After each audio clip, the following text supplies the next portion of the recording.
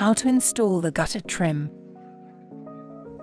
Align the top of the gutter trim approximately 5 mm below the top of the batten and fix in place with the plain fixings.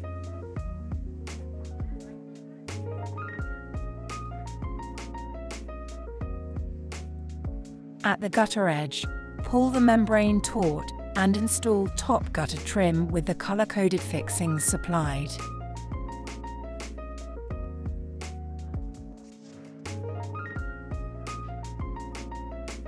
Neatly fold the rubber at the corner where the edge trim meets the gutter trim. Starting at the gutter edge, apply downward pressure to the edge trims and secure with the color-coded fixings.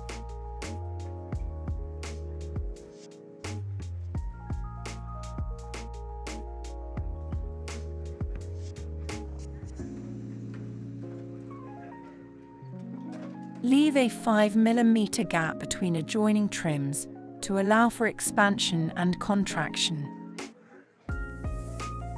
Break off tabs as required on the edge trim corners to seal the edge trim to the gutter trim. Trim off the excess rubber and secure joiner with fixings or mastic.